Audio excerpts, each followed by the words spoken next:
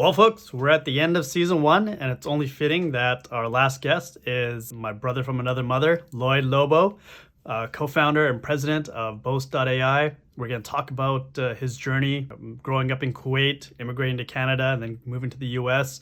And for those that you know, Lloyd lives in San Francisco. And so we're going to talk about the stark differences of building a tech company in Vancouver compared to San Francisco. 3, 2, 1. If anybody that's been following Launch, you've probably seen that I've got my hands in a lot of different businesses. One of the reasons I'm able to do all these different businesses is because I've got great co-founders that help me build these businesses. And today we've got one of my good friends, really great co-founder for Traction Conf, Lloyd Lobo. Lloyd is also co-founder and I believe you're title COO of Boast.AI. Co-founder and president. Co-founder and president of Boast.AI. Lloyd, welcome to the series. I'm going to let you do a quick intro about you, tell us a little bit about Boast, and then we're going to dive into your journey as an entrepreneur. Definitely, Ray. I can't believe we're not face to face. It's been a while. Funny doing this screen sharing with you. But for all intents and purposes, we never are face to face because you're in San Francisco, I'm in Vancouver, and so we're co-founders. We're building companies and businesses together. But you are Bay Area based, and it's a great asset for you. So I don't know if that's a good thing or a bad thing. I think I would go crazy if I was working with you side by side every day. Yeah, definitely. A lot of people would say that. I think we're in a distributed world, but it's funny. We're having like this interview style conversation when generally when we've done that, it's been in person or like a chat over phone. But awesome. I'll give you a quick overview of what we do. So globally, each year, over 300 billion is given by government programs through R&D incentives and whatnot to fund businesses, innovative businesses. But the application process is cumbersome, it's manual, it's time consuming, and it takes a long time for you to get money. Boast.AI is building the future of these innovation credit recovery with artificial intelligence so we can get companies more money faster for less time and risk.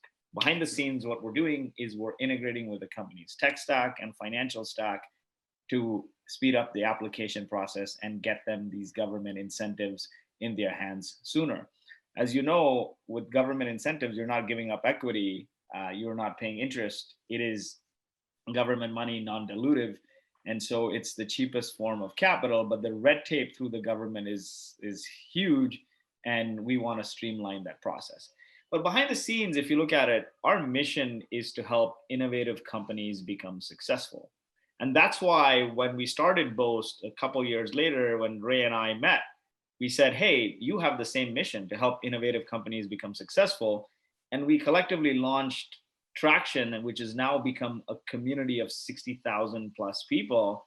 And we're bringing leaders from some of the fastest growing companies like Google, Shopify, Twilio, Slack, etc., to share advice through weekly webinars, monthly dinners, and the annual conference that we do. So that's the quick journey or background on Boast and how we're tied together. Let's dive into you and your journey. So born in Kuwait, I know the journey that you had. So maybe you can kind of give us a background. So born in Kuwait, kind of around the time of the war, and then make your way to Canada, then the US, and yeah, definitely. It's a very interesting story. So I was born in Kuwait. My parents are from India, and they were working in Kuwait. So I ended up being born there. If you're born in Kuwait, it doesn't matter. You don't get a Kuwaiti passport. Anyway, in the 90s, the Gulf War hit. I traveled as a refugee with my family through Baghdad, Jordan, and then finally made my way to, long story short, made my way to Canada. And, I think as an immigrant who's also been a refugee, it's always like, you got to look out for yourself and you got to do more with less. I didn't have ultimate of it, although it sounds good. Kuwait is a very rich country, but I didn't have, the world at my fingertips here. So everything is, how do you do more with less? And so you weren't a little baby sultan in Kuwait. You were just a regular Joe. Yeah, exactly. Right. My parents, troublemaker. I heard the stories about you in school and you always getting in trouble. Very, very bad kid in school, sort of after grade 10. And the funny story there is I was a rebel in school, and I just didn't like school, right? And my parents were like, I don't know what to do. We need to break his company. And so they got me to Canada. And somebody told my dad that your son's gonna get ruined if he goes to Canada. It's the West, everything is relaxed there. My dad's like, he's so bad here in Kuwait. If I take him there, it's gonna break the company and he'll get better. And that's what happened. I had like sort of done everything through high school that it wasn't cool anymore for me through university. And then I met my wife, Vivi, girlfriend at the time, and she's super bright. She got into med school in second year of undergrad. So I always had that, I got to live up to these standards if I have to marry her kind of thing. And followed her along after I finished engineering, moved to New Jersey where I worked in product at a startup, then went to Philly, worked at another startup, and then followed her to San Francisco, or rather I forced her to apply to San Francisco. So when she was doing her residency at Drexel in Philly, I said, we got to go to San Francisco. And she kept saying, no, my whole family is in New Jersey. We can't leave. And I begged and begged and begged. And she said, I'm going to apply to one university for a fellowship. And if I get in there, which is going to be near impossible, we'll go. And that was Stanford. She got in, and that started really, although I had worked at startups, in a true way, coming to San Francisco exposed me more than I had ever been before. That's like an awesome segue. That's kind of where I wanted to dive in first. It's because almost everybody listening in knows the lore of San Francisco for a tech company and tech entrepreneur. Things have started to shift and change and been accelerated even more with COVID, but the Bay Area was losing a bit of its luster. But at the end of the day, it still is the epicenter of tech. So maybe let's dive a little bit about what you feel is different about being a tech entrepreneur in San Francisco and different as being a tech entrepreneur in New Jersey or Calgary or Vancouver, because you have worked and built companies in all these different areas. Yeah, definitely. So, I think one of the key things is exposure, right? And now it's changing. Everywhere it's changing, especially Canada, Vancouver, Toronto, Montreal is booming. You're colliding with a lot of entrepreneurs. But 10, 15 years ago, those collisions weren't happening. When I was working in New Jersey in product, those startup collisions weren't happening. I started to see early phases of that in Philly in 2010, 11, but still nowhere at the level that it happened. And is that just a level of concentration of where there's so many startups and entrepreneurs, or is it more of a culture where people in New Jersey just don't? Back in the day, people weren't as actively out there networking. It's a combination, man. So like success breeds success. It's like a virus, right? So like what happened was you get all these companies, they start, they bring their friends, all these founders, they have ideas, they launch with their friends, they get some other friends to angel invest. It turns into a big success like PayPal or Facebook or whatever. And then all those other people, newbies, young kids, interns, whatnot, they grow through the ranks, they make good money, the company IPOs or has a big exit, then they invest and pay it forward into the company. And that model is a viral model here. And it takes very long to replicate, and it's multiple factors. It's pay it forward. It's rapid iteration. It's failing fast, failing forward. It's like a lot of things happening at once. And there's luck as a factor too. It's a chance that a whole bunch of companies happen to be here. There's investors here.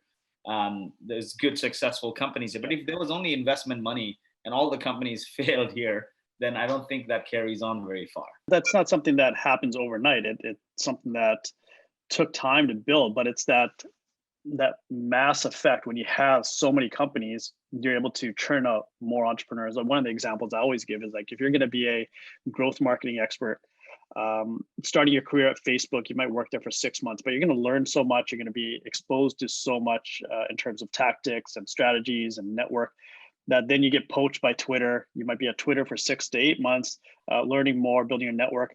But because in that 1 year you've learned so much, you would now maybe be a very attractive hire for Airbnb, or even somebody newer like Hey or Brex or whatever. And now your seniority goes up exponentially. But try to replicate that in Canada or Australia or somewhere else. There's just not that level of concentration. So that 6 month at Facebook might be the equivalent of 2 years or maybe even 3 years at another company. The network and all the learnings. And so it just takes that much longer for somebody to get to that senior level. But in the Bay Area, it happens at such a rapid pace. In the Bay Area, there's this concept of network effects in tech companies, but the Bay Area has multiple network effects happening at the same time, right? Like it's like the founders, then they've become successful. There's employees who've tasted success through exits and IPOs, and then they invest back into the community. There's this really good book by Nir Eyal called Hooked. It's like how to get people hooked. And I think if you look at that model, is like there's a trigger that pulls you in, you get a variable reward, you feel you're part of the community, and you're sucked back in.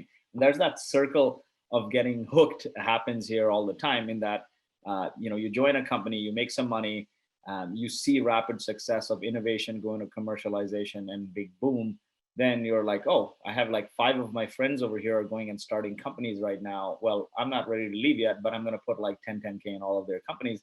And that happens over and over again. And when you add the factor of volume of entrepreneurs, size of the companies hiring, and the investment capital, it's like the perfect trifecta, right? And then you get talent in all sorts of directions. So I think that exposure was great for me, and you've seen it firsthand. Having that exposure enables us to get some of the best speakers at Traction, build some of the best partnerships at Traction, because you cold reach out to some of these people and they're responsive, but then like, of course, they look you up on LinkedIn, so you may be connected to 50 people they are connected to, right?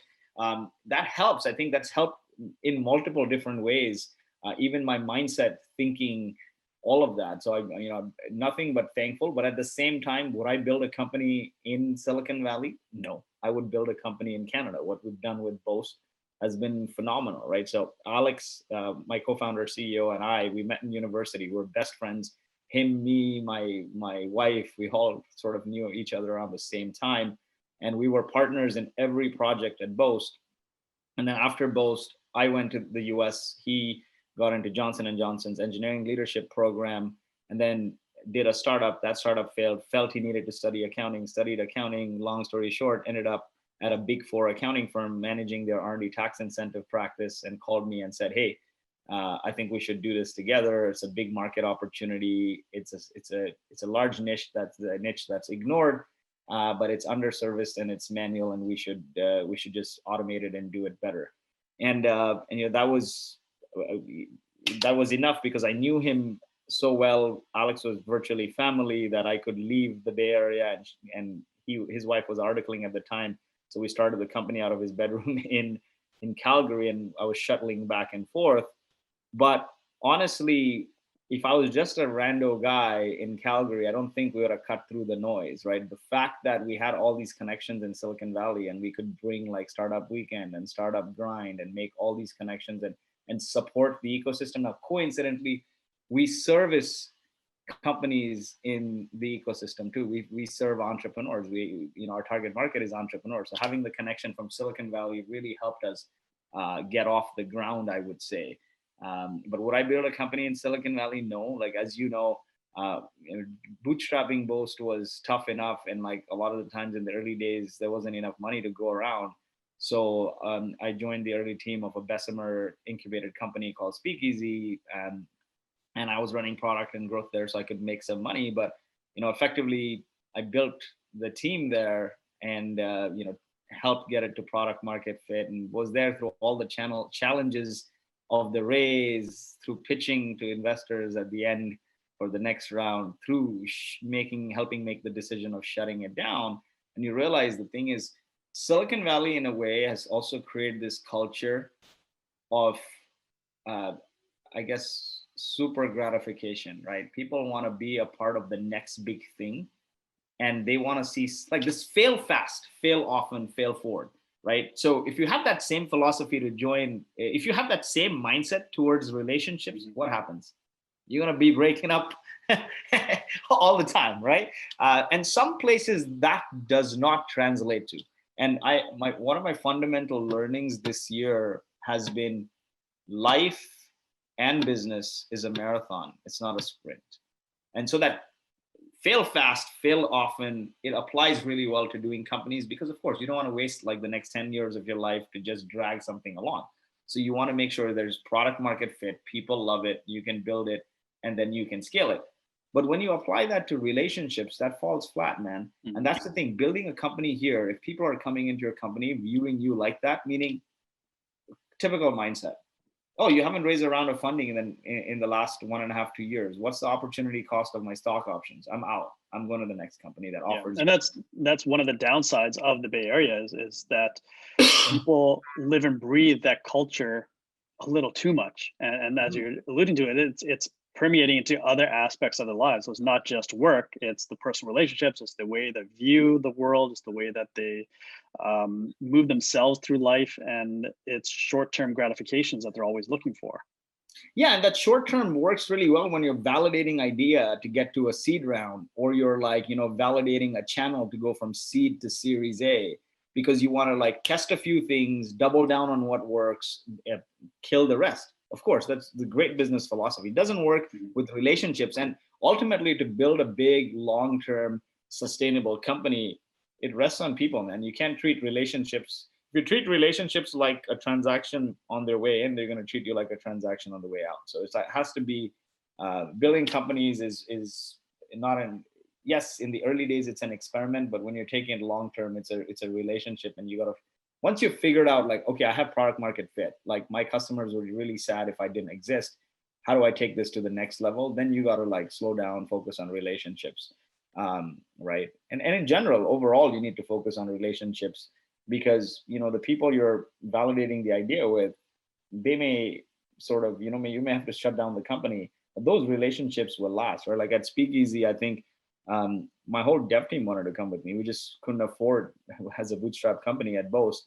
But one of our salespeople, Brian, he went to Intercom, and then he's like, "No, I'd rather work with you." And he came. And Speakeasy for the audience was a startup in the Bay Area that you were actually scouted to join by Bessemer. And Bessemer is a VC fund, one of the top VC funds in the world. We met them, or you met them through Traction Conf and our network there. We'll kind of get into some of the other relationships that Traction's helped build for you in a few minutes. But Bessemer, it was Brian from Bessemer that came and scouted you, right? Yeah, so it was Byron. Yeah, so I met Byron through Traction Network, and one of Byron Dieter's colleagues came and spoke at Traction, and I've been in touch with Byron, and I spoke with him, and he's like, "Hey, I have this perfect company, you should join." And I'm like, "Hey, I'm doing Boast, but like we needed enough money, so like me and Alex could both eat." So I'm like, "Okay, I'm going to do this as well," and sort of parallel track both of them 2015, 16. And that's something a lot of founders have to realize, that sometimes you do have to take side gigs or deviate from plans because financial issues and other factors come into play. But I think also for you is, I remember sitting there on the sidelines watching. I'm like, yes, I understand the decisions that are being made here, but this is actually might be a good thing because the network and the other resources that you're able to tap into as a Bay Area company, as opposed to a Canadian company, can potentially really benefit you down the road. Yeah, definitely. And the other thing was a lot of rapid learnings, right? Being a part of a company that's going to blow up $6 million in 2 years, build a team, like flight or fright kind of thing. Like it's either you boom or bust model. You learned a lot of things that are great to do, and you learn a lot of things that you should never do, right? And I think one of the concepts when you run a venture-backed company is the concept of data and iterating rapidly based on that data to validate or invalidate. So those are a lot of the learning. And the thing is, what I do appreciate learning from working at startups is the experience of urgency, right? When sometimes a lot of companies don't have urgency. And Elon Musk says this, and maybe not the best example, but if you're in an industry with many competitors, and you work twice as hard as them, then you're going to grow twice as hard, right? And Silicon Valley teaches you urgency and speed, but like I think the whole instant gratification thing can be improved on. Well, there's also this whole new realization about the hustle porn. The notion that if you're not working your ass off, you're not worth it, or you're not going to make it successful. That also has come to a realization that there's a lot of false beliefs or false Burnout is real. mantras out there. Yeah, and Burnout is real. So there's multiple ways to skin the cat of like working hard, right? I think like ruthless prioritization and focus is key. As an early startup, what do you want to do? You want to get to product market fit. You want to get one type of customer user using your service or product and coming through one type of channel and not churning. That's what you want to get to, right? And you get to maybe 10, 100 of those. Then you scale it, meaning put fuel on fire on that one channel that's working. What happens is you create stress for yourself when you say, let's do everything and let's go too broad and let's do it all at once and let's everyone work, 80, 90 hours a week and do it. And then you get like small, you basically go an inch wide, or rather a mile wide and an inch deep. And Peter Thiel has a very, very good quote on that, saying, if you nail one channel, it's enough to build a massive company. But if you try several and you nail none, your business is finished, right? So that focus is a way to really not kill yourself and your team members, right? Even if you're killing yourself as a founder, it's important that others, because you may have passions like me. I'm around the clock doing like stuff for Traction, Boast. I'm tinkering with other things. Your team shouldn't feel that impact, because if you're passionate about working, that's great, but your team wants to have a work-life balance because they may not be passionate about things like that, right? So you shouldn't force it. And that was a key realization for me out of Philly, because I worked at a startup there where the CEO one day told me, I used to stay in the office till 9, 10, and one day I got an email from him saying, I used to like it when you used to be in the office till 9 or 10. For the last week, you've been going home at 6. Your wife is a resident, so she's working 100 hours anyways, doing residency. What is your urgency to go home? And that was the week my parents were visiting from Toronto. And that day, I think I called Alex and I like almost cried because he asked me around the same time, I think we should start the company. And I'm like, man, let's build a company that we want to work for. I'm with you. Like, I'll be eternally thankful to Alex for calling me and giving me the opportunity, because I, had the opportunity to build the company that I wanted to work for. And Alex, the same thing, right? Like enough of this hustle porn.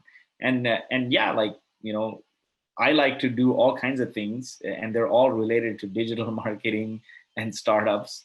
But lots of people like hiking and biking and working out and doing the Olympics and whatnot. Yeah, We have there's more to life than just your business, and I'm a victim of this as well. Like, I've been an entrepreneur all my life, and it's always been work. My business is my life. My businesses are my life. But you do look back and think, oh, I might have missed out on some really important things by focusing more on superficial things like work, right? So it's passion, right? I always say passion is greater than transaction. So if you feel like you're not passionate towards a skill or whatever, then don't do it, or you'll do it poorly. It just so happens that all my passions, maybe and yours, as a function of growing up in this environment, has been tied to that.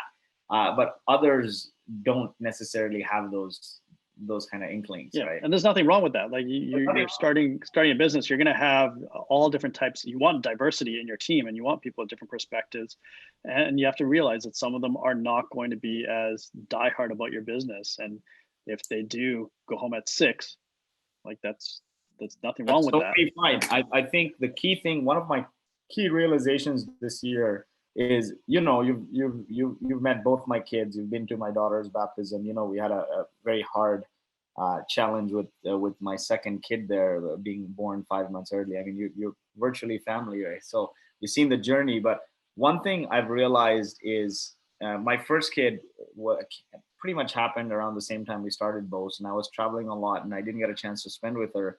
And she didn't grow up very close to me, like mom's first, right? And I thought I did a good job with my second kid. And then I think this year during COVID, last few months, I like went a little overboard in work, and I see her like now, dad's turning into uncle kind of thing. So one of the most important thing is invest the same amount you do in work that you do at home, and life is a balance, and it's a marathon, it's not a sprint. Yeah. So one of my There's no key, easy formula. Like things change.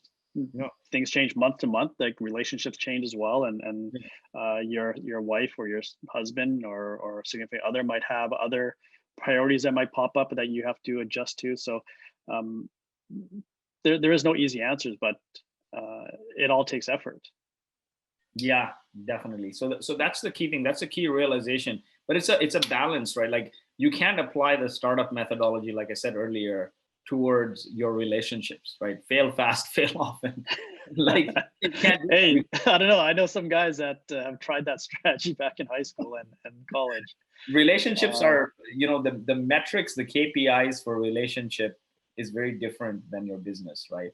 And that's what I always say is treat the people that surround you right, and they will treat your business right, and your business will grow. And that is the recipe for doing it for long term, right? I mean, like effectively with traction, neither of us are making money in it, right? It's helped build the community. Today we've got like 60,000 plus subscribers. Yes, it serves your business, you're serving the same audience. Yes, I'm serving the same audience, but it came out of a greater mission of helping innovative companies become successful. We're not making money from it. It's going back to fund the community and and all these free things, right? That karma has come back so many fold. And I look at all of that as a relationship, right? Like treat people right, and they will treat your business right, and effectively things will grow. Yeah, at the end of the day, like we're not an events company. Like we're not out there to make $1 million off of traction, but it does serve its purpose, and we built it um, accordingly. Like basically, it's three people that run traction: you, me, and Alana. And yeah, there's more people that come along during the actual event, but pretty much for the most year, it's run by three people. And so, Exactly, right. yeah. So that's the So thing. It's very I, lean. It's effectively, immigrant DNA, like bootstrap, do more with less, barter, beg, and then pay. barter, beg, and pay. Yep, that's that's very very much in line with our strategy. I want to jump back to Boast because your journey with Boast for both you and Alex is very similar to what a lot of people go through in the sense that you started off more as a service-based business, and you were definitely doing a lot of hands-on work with clients. You were very beneficial to them. The service that you were offering was extremely valuable. Like when it comes to extending people's runway, given the non-dilutive capital, it's a good thing. But you were successful where a lot of people failed in transitioning that service-based business into a product-based business. So let's kind of talk through that journey of the decisions that you had to make, the compromises that you had to make to get towards that product, and where that's led you today. Yeah, definitely. And I'll share a philosophy of product management that I subscribe to even before that, is technology is not the solution first. First concept of building products is you need to understand the outcome your customer wants. Then you need to understand, or like, what is the job your customer is trying to do, or what outcome they're trying to get to. Then you need to understand how are they doing that today? What are all the manual steps? How are they consuming that? Then you need to work towards, can I remove some steps? Can I combine some steps? How do I streamline that? And then once you have that streamlined process nailed down, and you've gotten people that outcome, maybe Wizard of Oz manually, then you start to productizing and turning that into a product.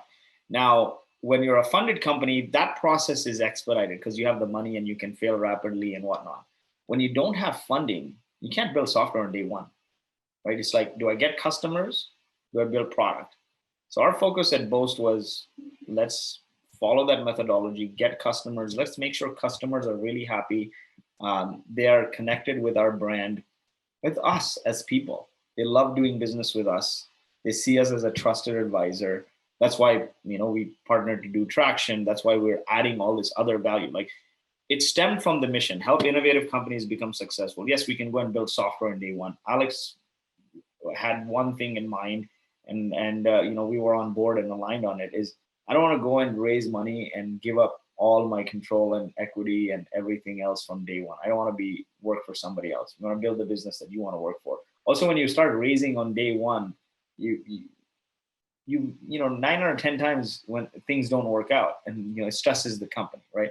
So, and we had come from that environment.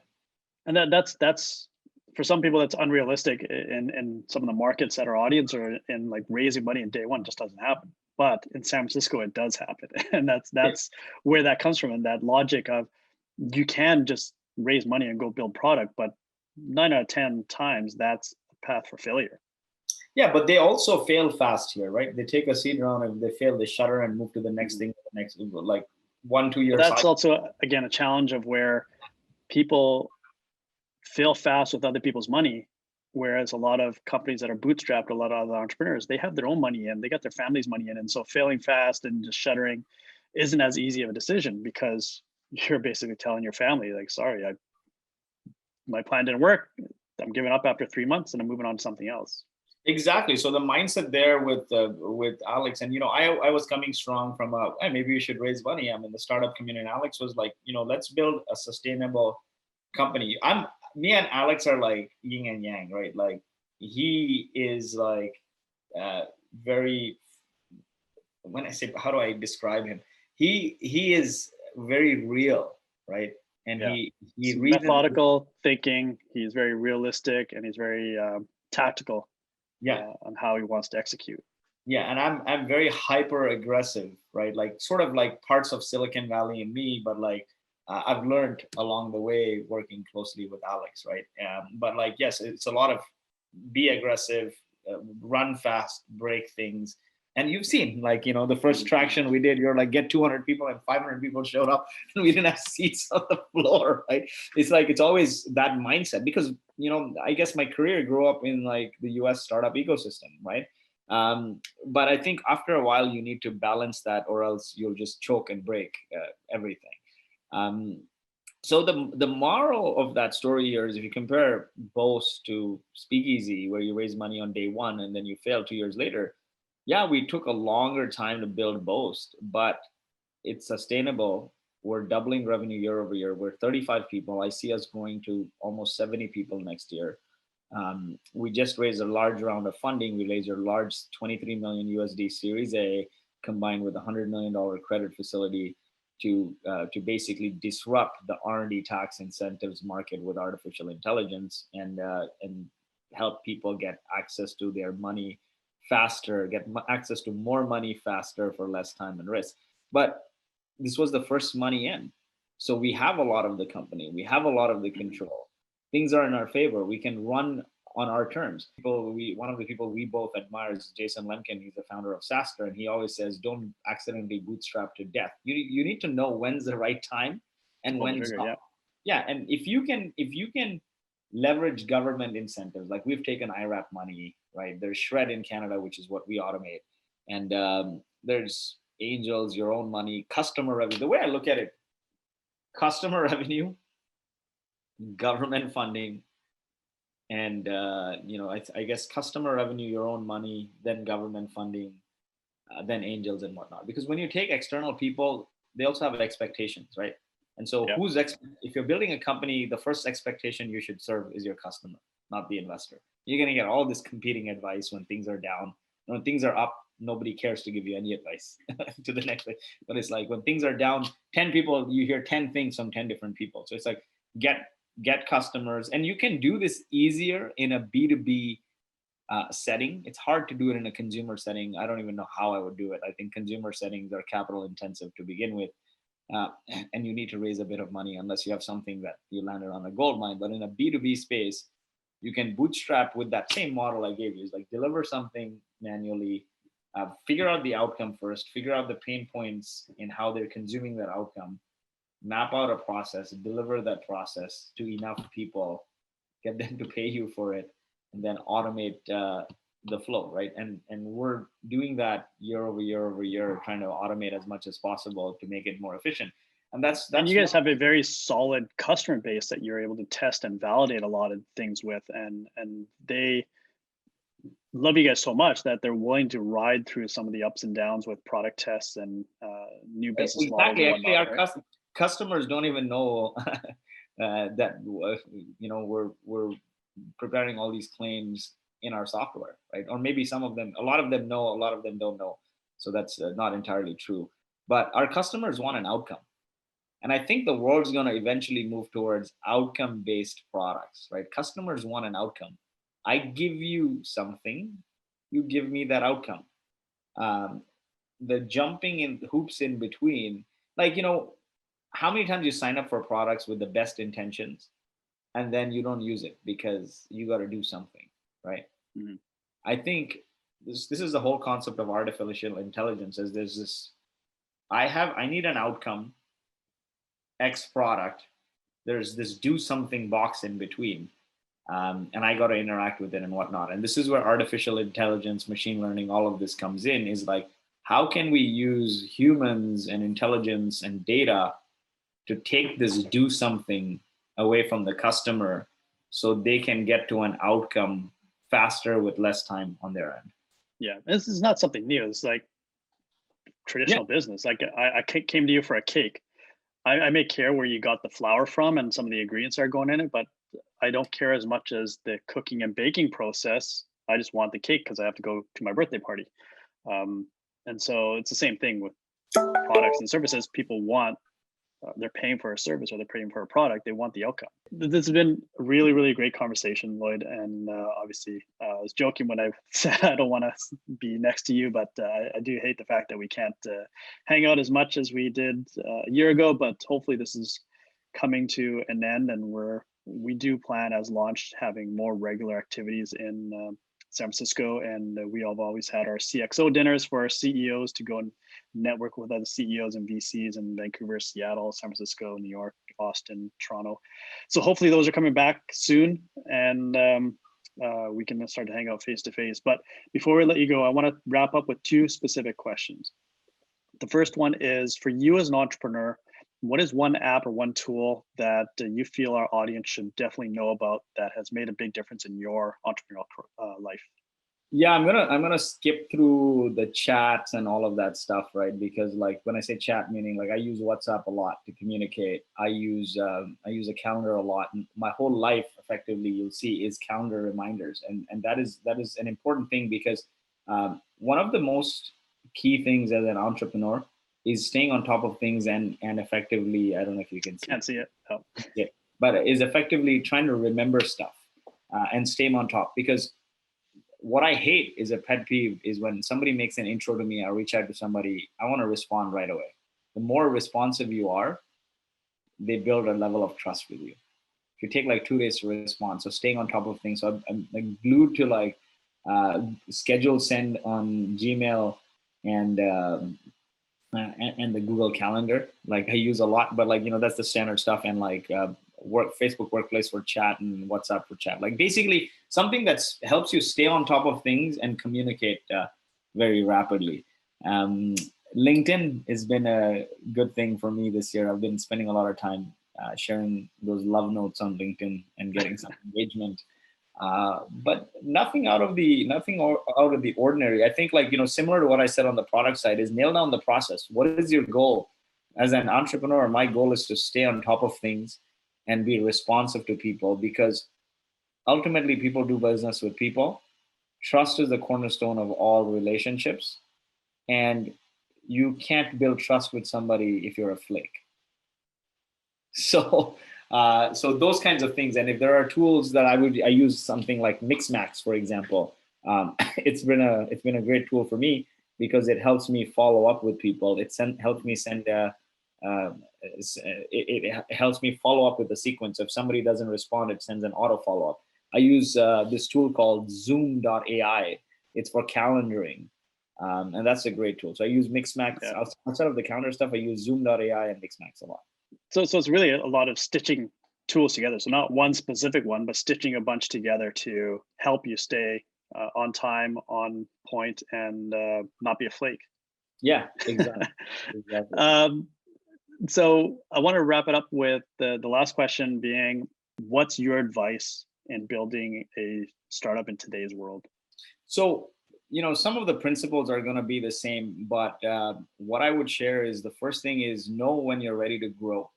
And you're not ready to grow when you don't have an ideal customer profile, one type of customer coming to use your product to get one job done. And two, if they don't keep coming back to get that job done. So your first two steps before raising money or anything is figure out your ideal customer segment, figure out what job they're trying to get done, what outcome they're looking for, map all the components to get them to that outcome, and build something that they would use.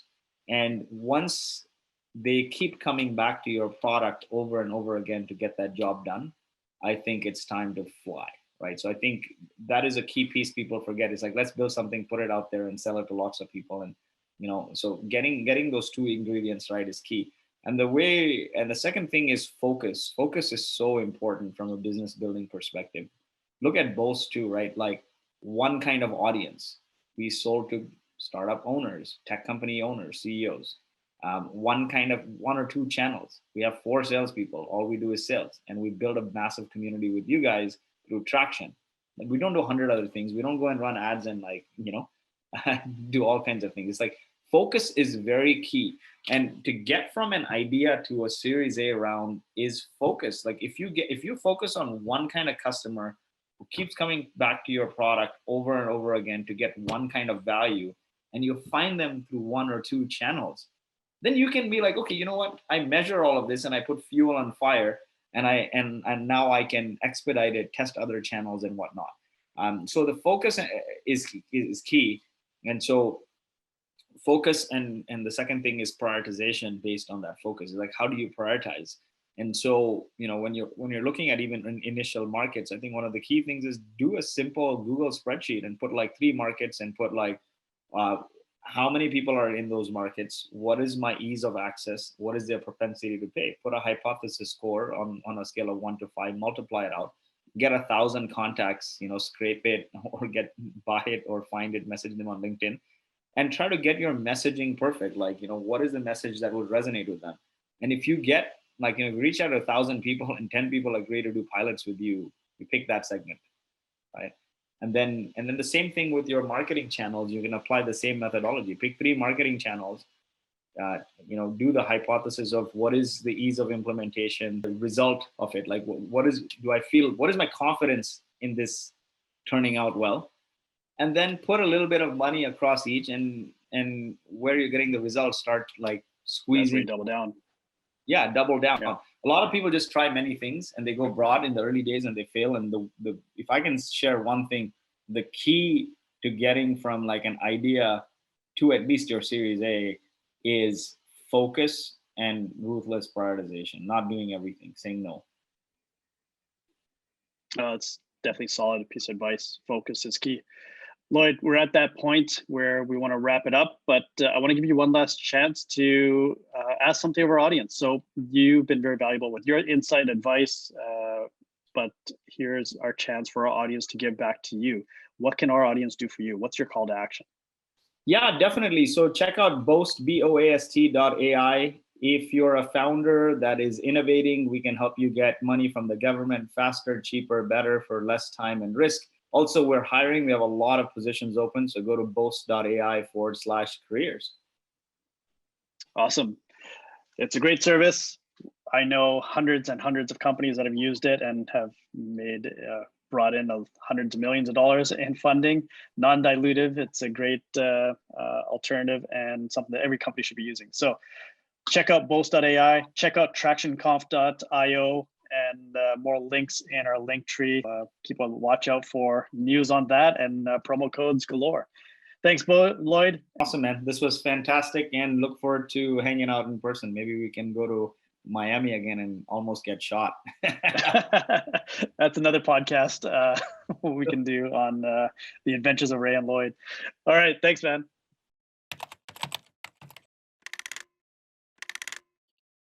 Launch Ventures is for entrepreneurs by entrepreneurs.